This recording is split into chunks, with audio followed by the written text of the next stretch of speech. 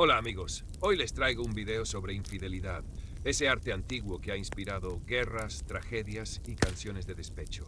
Vamos a recorrer los casos más famosos de la historia, desde los griegos, expertos en excusas mitológicas, hasta los portugueses, campeones en dejar herederos, y a Zeus. Porque claro, si hablamos de traición, él no podía faltar. Él inventó la categoría. Imagina a Adán recién operado de costilla, ya tramando el primer, pero es que ella me entiende de la historia.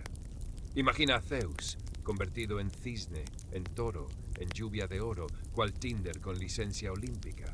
Imagina sobre todo a tu pareja al lado tuyo en la cama, convencida de que estás haciendo yoga cuando en realidad estás aquí, escuchando un video que empieza con la pregunta más vieja del patio del recreo.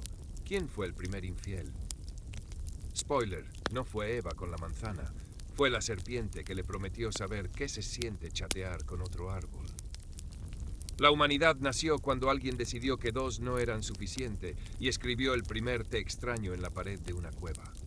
Desde entonces, la fidelidad es como el brócoli. Todos aplauden que es bueno, pero en secreto extrañamos las papas fritas de la tentación. Las civilizaciones han intentado domesticar el deseo con leyes escritas por calvos en togas, con anillos, con contratos, con apps que calculan tus pasos y hasta tus pasitos fuera de la ruta.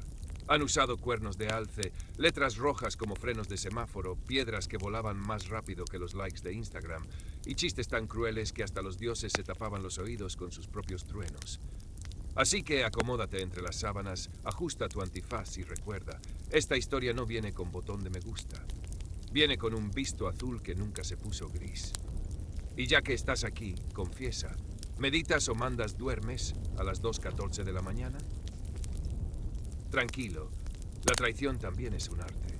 Y nosotros, querido insomne, somos el museo.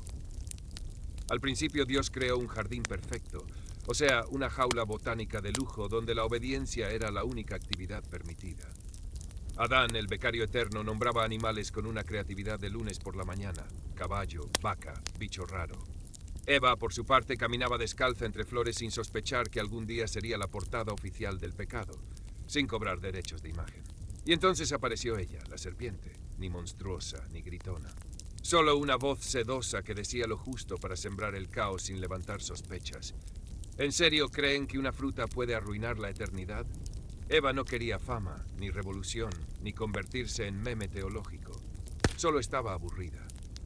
¿Qué hay más peligroso que una mujer inteligente con tiempo libre en un jardín donde lo más emocionante es una hoja nueva? Tomó la fruta. La partió. El jugo resbaló por sus dedos como un spoiler de lo que vendría después. Y se la dio a Adán porque se iban a caer, al menos que fuera juntos, como buen dúo cancelado. Y entonces el paraíso se puso sentimental. No hubo truenos ni castigos medievales, solo un portazo, seco, final, como quien se cansa de ser dios de dos personas y necesita vacaciones. Así comenzó todo. Y no hay moraleja aquí, porque Eva no cayó por deseo ni malicia, se largó por hastío, porque el Edén era bonito, sí, pero predecible como un matrimonio por conveniencia. Y así, entre el mordisco de una manzana y una puerta que se cierra sin despedida, empezó la verdadera historia humana. Esa donde las reglas son opcionales, la culpa es hereditaria y la fidelidad es negociable. Porque si crees que esta fue la gran traición, espera a ver lo que viene. Reyes cornudos, dioses promiscuos, imperatrices con más amantes que joyas y poetas que rimaban sus infidelidades con elegancia. Esto apenas comienza. Abrí bien los ojos y cerrá el corazón por las dudas. Hace casi 4000 años, en la refinada y civilizadísima Babilonia, ese spa de arena y absolutismo, alguien decidió que ya era hora de ponerle orden a la humanidad. La solución: un bloque de piedra de 2 metros con 282 mandamientos que no dejaban margen para el diálogo ni para el error de dedo. Nació así el Código de Hammurabi, un compendio de justicia esculpido con cincel y severidad. Entre reglas sobre préstamos, esclavos y qué hacer si tu buey mata al vecino, brillaba con luz propia el artículo 129. Si una esposa era atrapada siendo creativa con alguien que no era su marido, se la ataba junto con su amante y se les arrojaba al río más cercano. Sin alegatos, sin drama, solo gravedad y silencio. Eso sí, el esposo podía perdonarla, porque nada expresa amor eterno como observar desde la orilla mientras tu mujer se hunde atada a su amante y pensar: tal vez exageré. Puro romanticismo hidráulico. La lógica era tan brutal como elegante. El adulterio no era solo un problema matrimonial, era una amenaza al tejido moral del imperio. Una noche de pasión podía alterar el cosmos, subvertir el orden, desencadenar guerras o, peor aún, hacer que los hijos no se parecieran al padre. Algo completamente inaceptable en una sociedad donde la herencia valía más que el afecto y el honor pesaba más que la evidencia genética, que, spoiler, no existía. Mientras tanto, en Egipto, la justicia también tenía su lado creativo. Allí, las mujeres podían ser ejecutadas con solo una orden del marido, sin derecho a réplica ni playlist de despedida. Los hombres, en cambio, recibían hasta 1000 latigazos. Suena terrible, pero comparado con un río y sogas, era casi una sesión de spa con extra de exfoliación emocional. Al final, todo dependía de si tenías útero o testículos, y qué tan bien sabías llorar en público. En resumen, la infidelidad era castigada con contundencia, pero jamás con igualdad. Se pagaba cara, claro, pero siempre en cuotas variables según el género, el estatus y la paciencia del verdugo. Porque en esos tiempos, como en muchos otros, lo más peligroso no era el deseo. Era una mujer que pensara por sí misma. Y si además sabía nadar, eso ya era casi terrorismo. En las cálidas arenas del antiguo Egipto, tierra de faraones, pirámides y gatos con más derechos que las esposas, la infidelidad era cosa seria. Seria como para morir. Aunque claro, no todos morían igual. Si eras mujer, podías ser ejecutada por orden de tu marido sin mayores trámites. Si eras hombre, podías acabar con la espalda más rayada que un papiro viejo, cortesía de 1000 latigazos. Qué lindo, el doble rasero milenario. Los egipcios no se andaban con sutilezas. Su sistema legal era como sus pirámides, imponente, geométrico y completamente diseñado por hombres. La literatura de la época, esa que sobrevivió escrita en papiro o cincelada en tumbas de faraones, no ahorraba veneno cuando se trataba de hablar de mujeres. La retrataban como un cóctel tóxico servido en copa de oro, frívola como un gato bien alimentado, chismosa como vecina sin jardín, vengativa como un dios con resaca y, por supuesto, con una inclinación natural a la traición. No por influencia externa, no por aburrimiento matrimonial, no. La culpa era del útero. Ese órgano misterioso que, según los sabios de entonces, no solo podía moverse libremente por el cuerpo como un espíritu travieso, sino que además venía con un GPS incorporado, programado exclusivamente para llevar a su dueña directo al adulterio. Una joyita, según los contadores de historias masculinos que tenían el monopolio de la tinta y la autoridad. Las mujeres, por su parte, tenían derecho a mirar el suelo, usar perfume y, con algo de suerte, morir discretamente si llegaban a salirse del libreto. Porque en la imaginación de esos cronistas, una mujer libre era un riesgo público, una herejía con caderas, un terremoto con ojos delineados, lo más cercano a un desastre natural con forma humana. Y así, entre papiros y prejuicios, se consolidaba un relato que justificaba cualquier castigo. Si ella era infiel, era porque lo llevaba en la sangre, como una maldición genética. Y si no lo era, había que vigilarla igual, por si acaso. La sospecha era preventiva, como la lepra o los eclipses, algo que debía temerse incluso antes de manifestarse. Uno de esos cuentos, digno de Netflix versión jeroglífica, narra cómo los dioses, apiadándose de un tal Bitaú, le regalaron una mujer hecha con el agua de todos ellos. Bella, única, divina, y en tiempo récord, desobediente y traicionera. Bitaú, como buen protagonista trágico, muere y reencarna en forma de toro, porque en Egipto todo es posible. Y su ex, ahora amante del faraón, convence al rey de sacrificar al pobre animal. Tóxico, ¿no? Lo siguiente.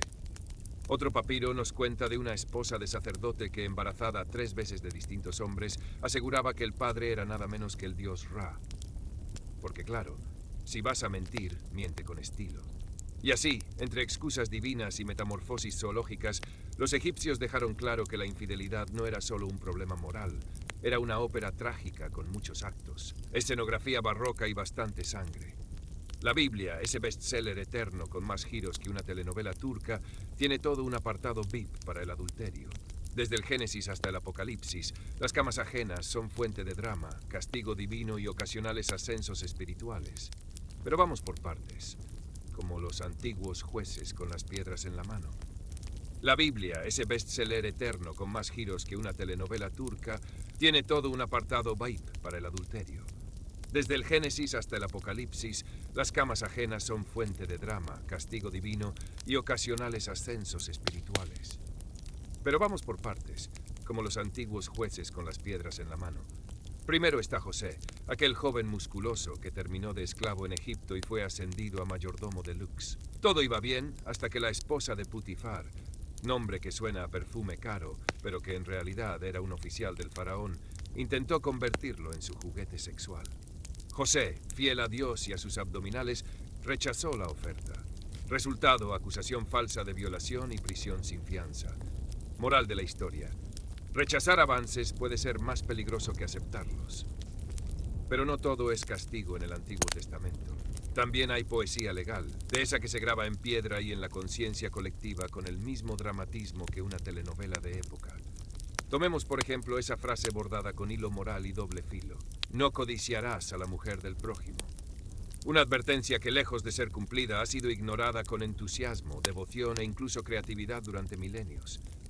Si los mandamientos fueran un buffet, ese sería el postre que todos se sirven 2 veces mientras miran para otro lado. Y luego está esa otra joyita de contundencia bíblica: el que comete adulterio será condenado a muerte. Sin vueltas, sin asteriscos, sin nota al pie. Clarito como el agua del Jordán. En los tiempos en que aún no estaba contaminado por el turismo espiritual y las selfies bautismales. Es interesante cómo la ley divina, tan absoluta en su forma, fue siempre aplicada con cierta flexibilidad, selectiva. Si eras hombre, con suerte podías negociar un par de cabras o fingir arrepentimiento entre sacrificios. Si eras mujer, la historia solía terminar con piedras volando en cámara lenta y una multitud haciendo decoro moralista. Y así, entre versículos y veredictos, se construyó una moral que hablaba de fidelidad como si fuera un deber sagrado, pero solo para algunos. El Antiguo Testamento no castigaba el deseo, lo recitaba como advertencia, pero lo dejaba fluir entre reyes, profetas y vecinos inquietos, porque al final lo que más condenaba no era el pecado en sí, sino quién lo cometía y cuántos testigos había en la sala. Luego llega Jesús, con su estilo más New Age.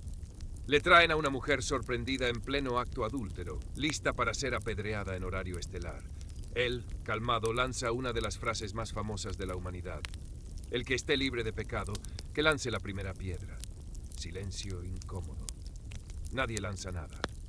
Todos se retiran, probablemente pensando en lo que hicieron el fin de semana. Así que sí, la historia sagrada está llena de traiciones, linchamientos fallidos y perdones milagrosos. Pero una constante se mantiene: el deseo siempre es sospechoso, sobre todo si viene con curvas y pestañas largas. Si creías que la infidelidad era cosa de humanos débiles y confundidos, es porque aún no visitaste el panteón griego. Allí, entre columnas de mármol y rayos a la carta, los dioses se entregaban al deseo como quien pide un Uber, rápido, sin culpa y con opción de transformar al amante en ganso si hacía falta. Zeus, CEO del Olimpo y experto en relaciones públicas desastrosas, tiene un currículum sexual que haría sonrojar a un reality de citas. Se convertía en toro para raptar doncellas, en lluvia dorada para colarse por tragaluces, en cisne para seducir a la desprevenida Némesis. Todo muy poético, muy alegórico y muy inapropiado. Zeus, CEO del Olimpo y experto en relaciones públicas desastrosas, tiene un currículum sexual que haría sonrojar a un reality de citas. Se convertía en toro para raptar doncellas, en lluvia dorada para colarse por tragaluces, en cisne para seducir a la desprevenida Némesis. Todo muy poético, muy alegórico y muy inapropiado. Su esposa Hera, la santa patrona del rencor, pasaba más tiempo persiguiendo a las amantes de su marido que firmando pactos divinos. Y con razón. Ninguna criatura con forma humana, animal o líquida estaba a salvo de los impulsos del gran bigotudo celeste. Afrodita, por su parte, tampoco era de quedarse mirando. Casada con Hefesto, el dios herrero cojo y simpático, ella prefería al musculoso Ares como amante oficial, mientras alternaba con Dionisio, Anquises, Adonis, Butes y hasta algún marinero aburrido. De una de esas aventuras nació Príapo, una criatura obscenamente dotada como castigo simbólico, cortesía de la siempre resentida Hera. Y como si todo eso no bastara, llegó Helena. No una Helena cualquiera, sino la Helena, hija ilegítima de Zeus, el gran seductor olímpico con más formas que límites, y de una de sus conquistas plumíferas. Porque claro, cuando no estaba lanzando rayos o castigando mortales por respirar de más, el padre de los dioses solía transformarse en cisne para violar mujeres. romance al estilo divino.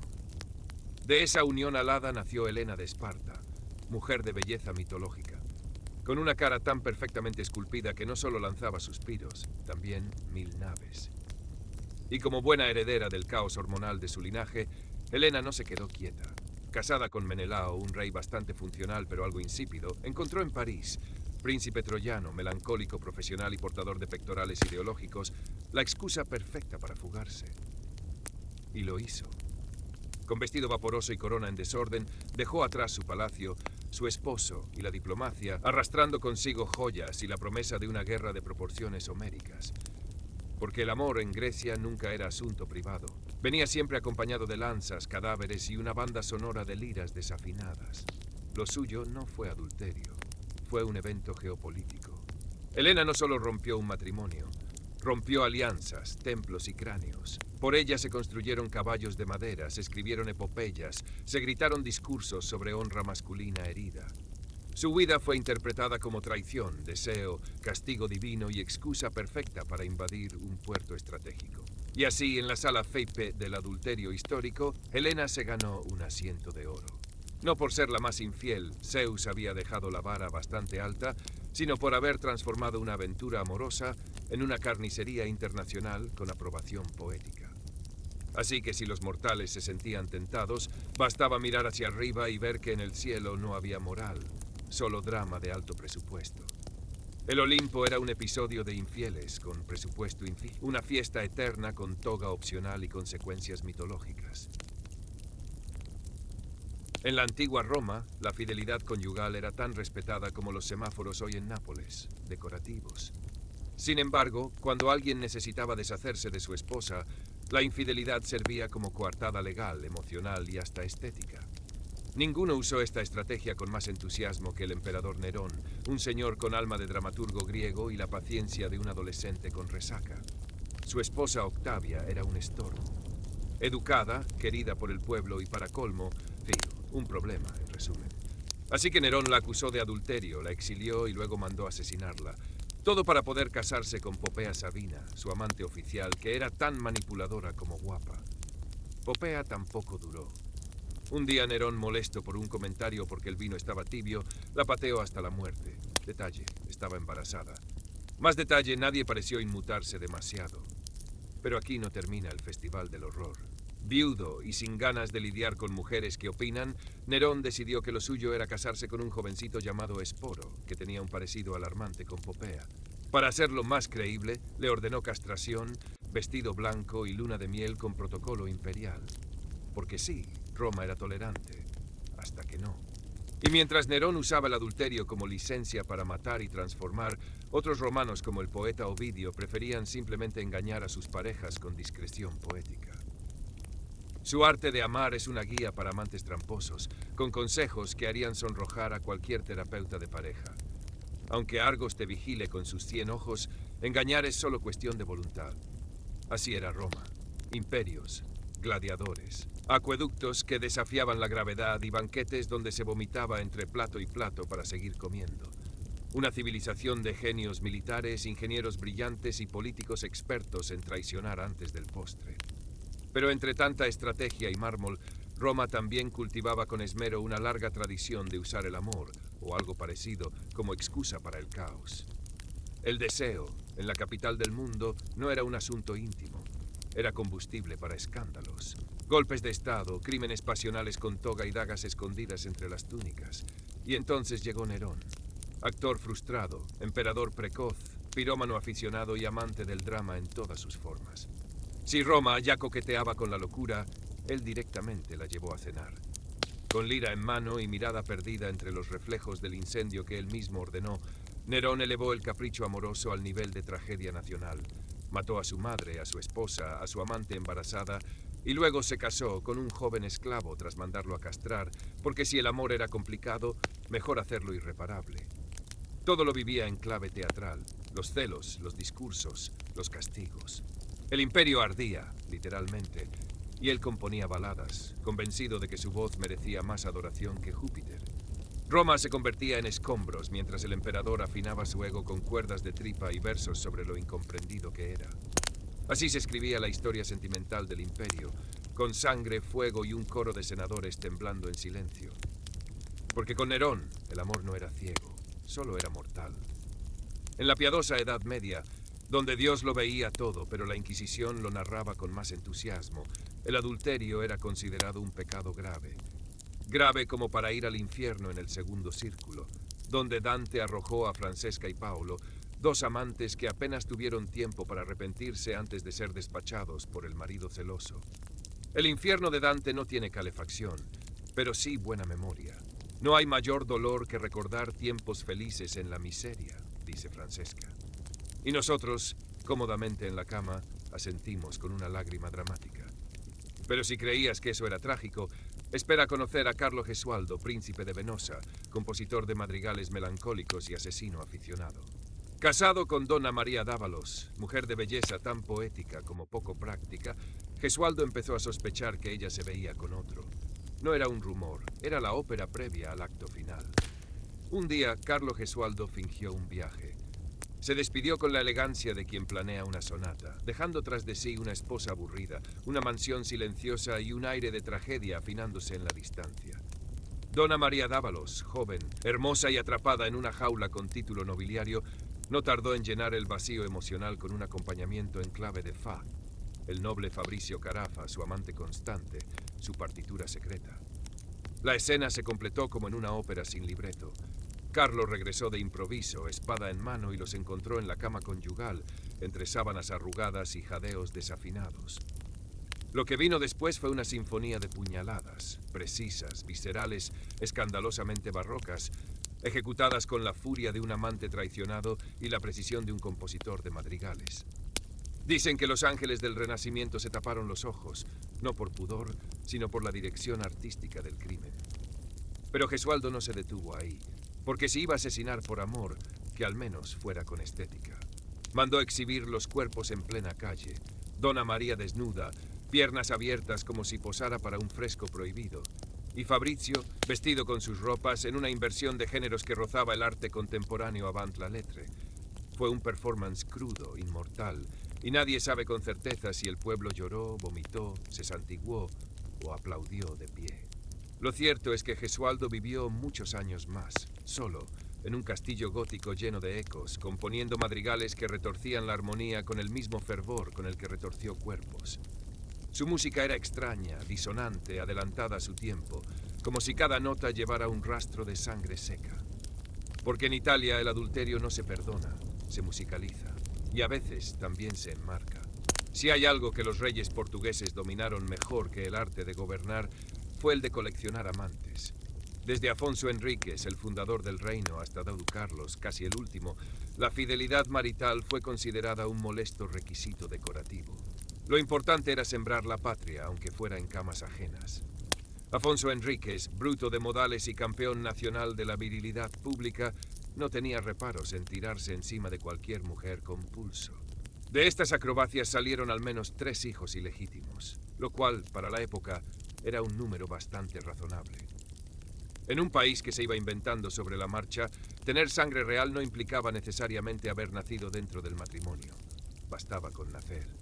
En el siglo XVIII, Don José estaba tan entretenido con su amante, la marquesa de Tábora, que un atentado contra él sirvió de excusa para exterminar a toda su familia.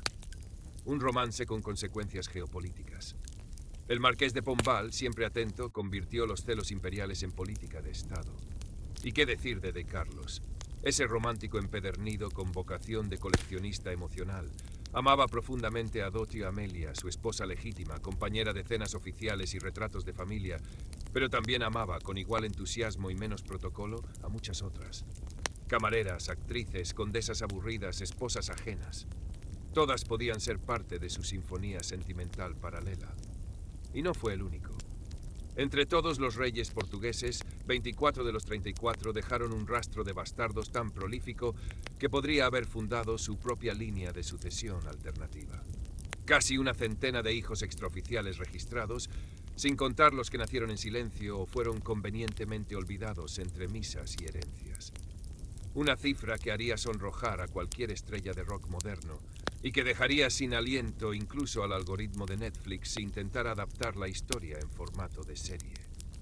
En resumen, el trono luso no era tanto un asiento de poder como un sofá-cama de pasiones monárquicas. Un mueble versátil, siempre disponible para una siesta política o una noche de aventuras. Porque en Portugal la monarquía no solo se medía en títulos, coronas y tratados, también se escribía en cartas perfumadas, anillos olvidados bajo la cama y una genealogía que requería varios pergaminos extra. Los monarcas portugueses entendían que el poder no solo se heredaba por derecho divino. También se sembraba, con discreción y entusiasmo, en criadas, cortesanas y pasillos poco iluminados. El resultado, una aristocracia extendida, sospechosamente parecida al rey en nariz, cejas o manía de hablar con superioridad. Un imperio, al fin y al cabo, se construye con barcos, con mapas, y con cierta debilidad por el placer. Mientras algunas culturas apedreaban a los adúlteros con entusiasmo bíblico, otras preferían un enfoque más colaborativo. Porque en el gran buffet de la historia la fidelidad fue siempre un plato opcional. En Esparta, cuna de guerreros y abdominales, las mujeres casadas podían dormir con varios hombres si eso ayudaba a producir hijos más fuertes. Nada de amor, todo por la genética. Era como un reality de reproducción selectiva. Tú, musculoso, ven conmigo, tu ADN me sirve. ¿Consentimiento? El del Estado, claro. Entre los esquimales, ofrecer la esposa a un visitante era la forma más elevada de hospitalidad. Casi como servirle el mejor vino, pero más cálido y con más fricción. Un gesto de respeto, como decir, te valoro tanto que puedes compartir mi cama y mis mantas. Y en ciertas tribus nómades africanas, una mujer podía tener hasta 4 maridos. 4. No uno con ansiedad, no 2 con celos, sino 4 hombres que al parecer sabían compartir y lavar su propia ropa. Utopía polifónica. Ahora pasemos a los vikingos, esos tipos con cascos y problemas de ira. Llevar cuernos no era símbolo de humillación, sino de poder. Los hombres más viriles los ostentaban con orgullo, como si dijeran, sí, tengo cuernos, ¿y qué? Pero la Edad Media, siempre dispuesta a arruinar la fiesta, transformó ese símbolo de fertilidad en objeto de escarnio.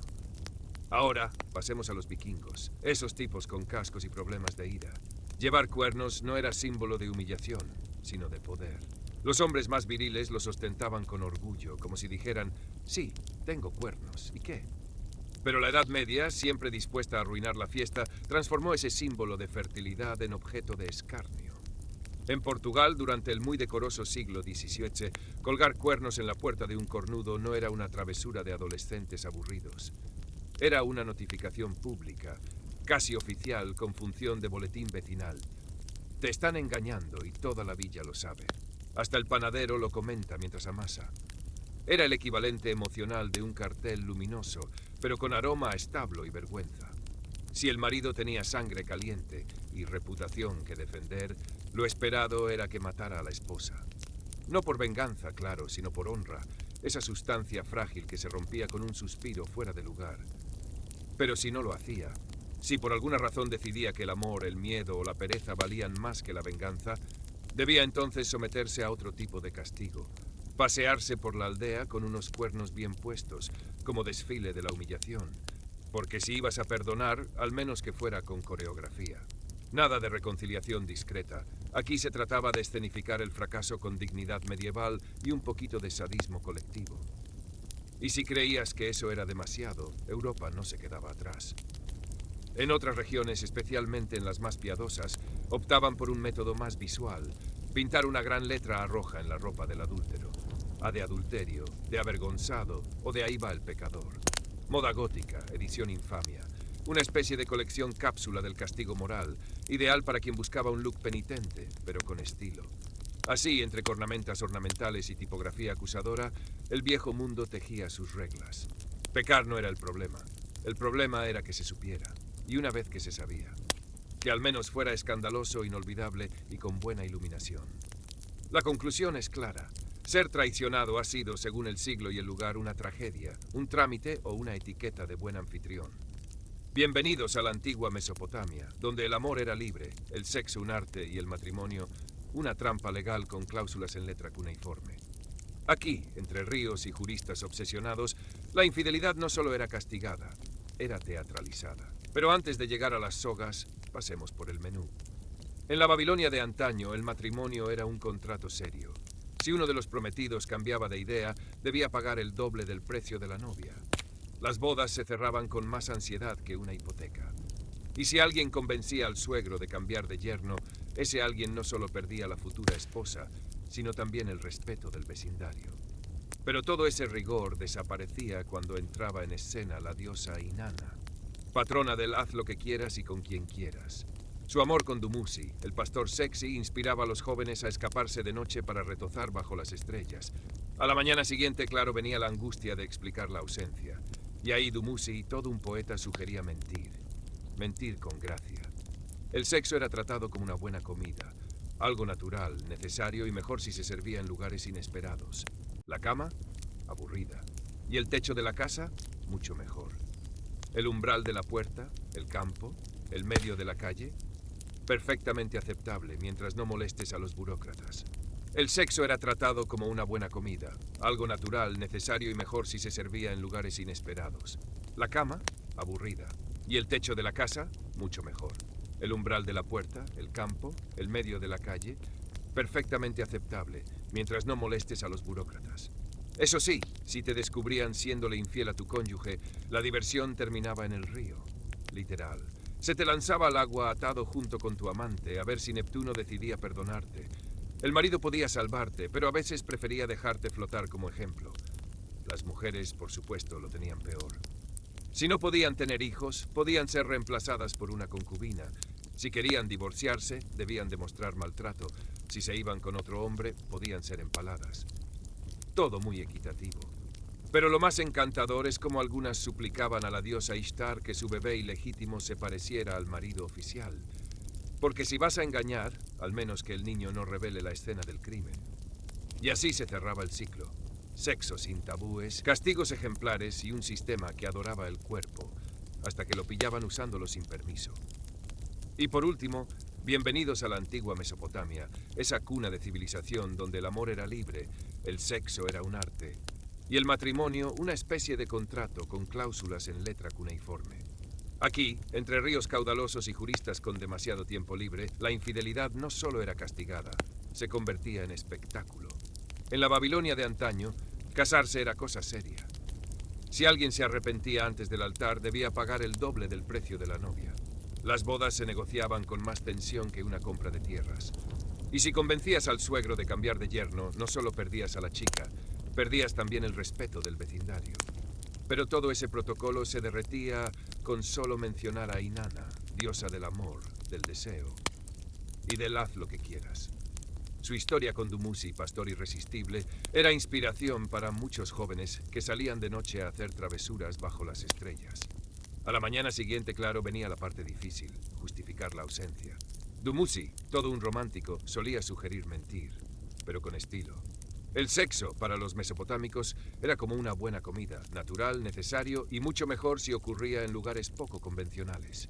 La cama, muy vista. El techo, ideal. La puerta de casa, perfectamente válido, siempre y cuando no interrumpieras un desfile religioso. Eso sí, si te descubrían engañando a tu pareja, el romance terminaba con un chapuzón forzado, literal. Te ataban a tu amante y los lanzaban al río. A veces el marido podía perdonar y a veces prefería ver cómo flotabas con dignidad mojada. Las mujeres, claro, jugaban en desventaja. Si no podían tener hijos, venía una concubina. Si pedían el divorcio, tenían que demostrar maltrato. Y si se enamoraban de otro hombre, bueno, a veces terminaban empaladas. Todo muy equilibrado. Aún así, había creatividad. Algunas mujeres rezaban a Ishtar para que el bebé ilegítimo se pareciera al marido oficial, porque si vas a ser infiel, al menos que el niño no cuente el chisme con la cara. Así era la cosa en Mesopotamia. Cuerpos celebrados, deseos admitidos, hasta que alguien cometía el error de hacerlo público.